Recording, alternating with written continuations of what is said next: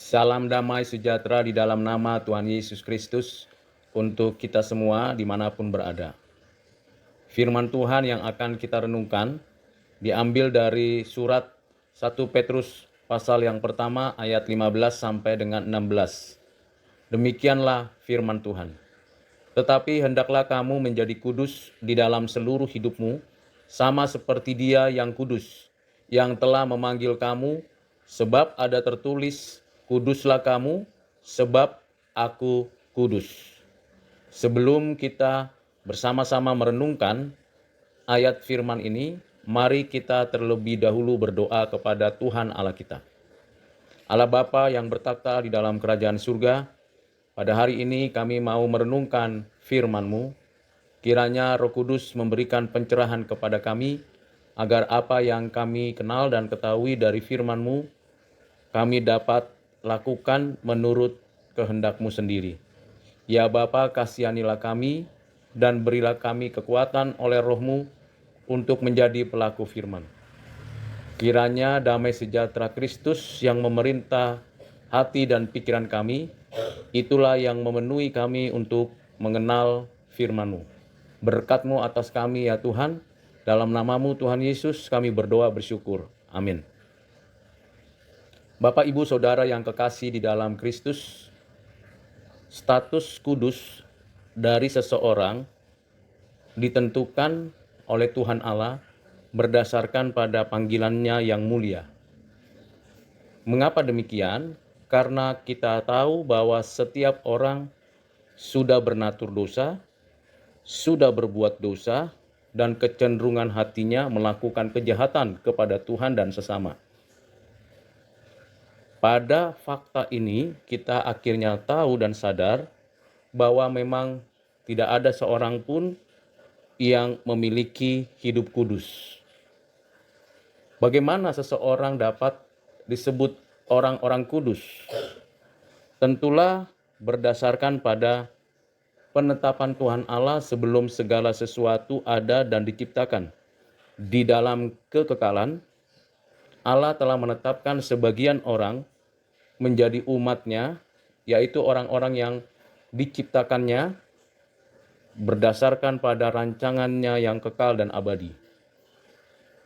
Dan kalau orang-orang tersebut ada dan hadir di dalam sejarah hidup di bumi ini, dari mulai zaman Adam sampai akhir zaman, maka orang-orang tersebut dipanggil untuk bersekutu dengan Tuhan Allah di dalam dan melalui anaknya Yesus Kristus.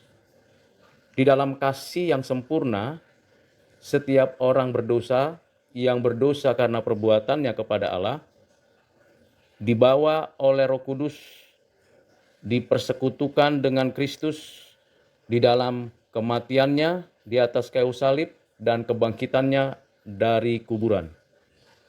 Sehingga setiap orang pilihan yang ada dan hadir dalam sejarah dari berbagai bangsa, suku, bahasa, golongan, kelompok, dimanapun berada, akan mengalami hidup yang dibaharui oleh Roh Kudus untuk percaya kepada karya penebusan Kristus, untuk menerima dan mengalami anugerah khusus yang oleh iman yang dikaruniakan mempercayai semuanya itu.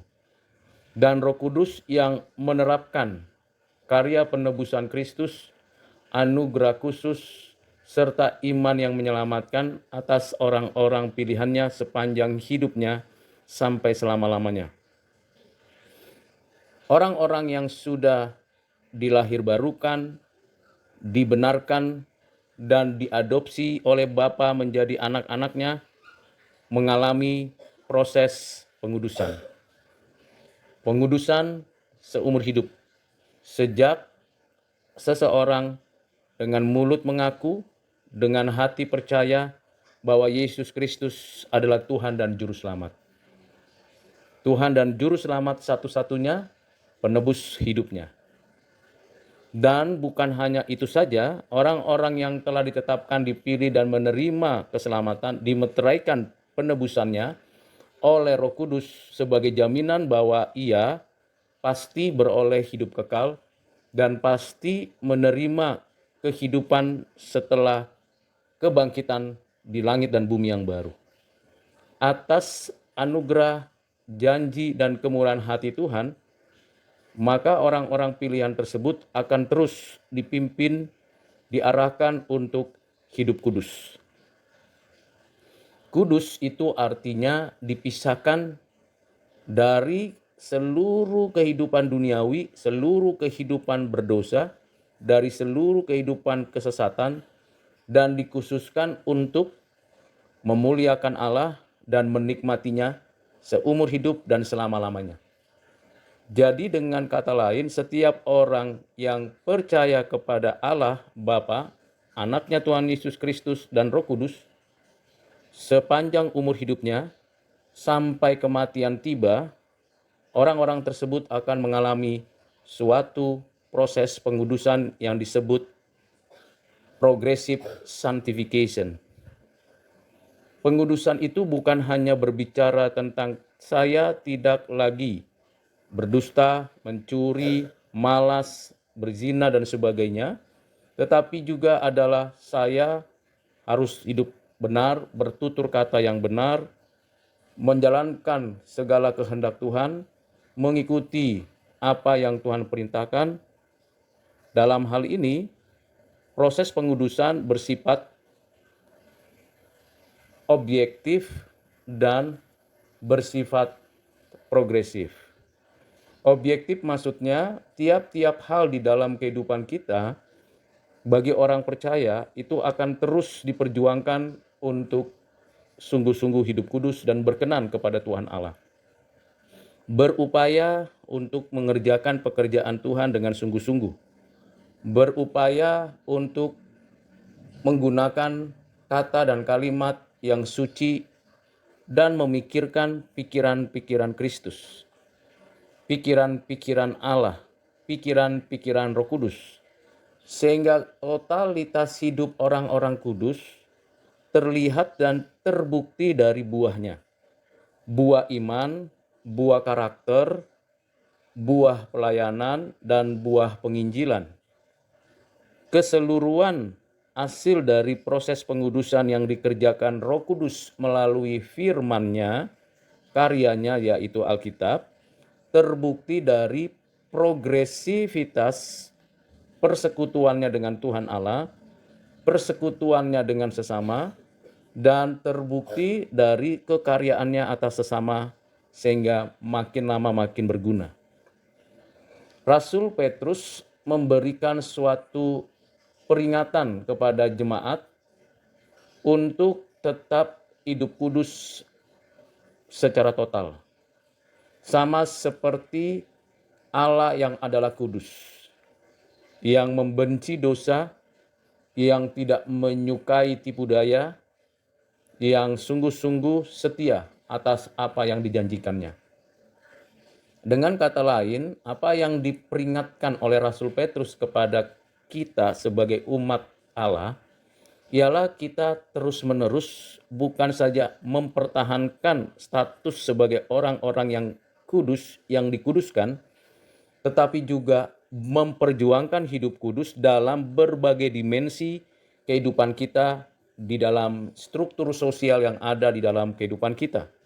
Baik secara individu, secara keluarga, secara komunitas, secara berbangsa, dan juga di dalam gereja. Seluruhnya harus betul-betul kudus, dikhususkan untuk Tuhan.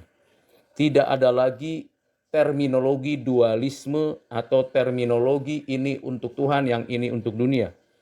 Semua yang dikerjakan, entah itu yang rutin, yang insidental, maupun yang terprogram, seluruhnya haruslah dipersembahkan kepada Tuhan Allah yang kudus dengan cara, strategi, dan pencapaian yang kudus.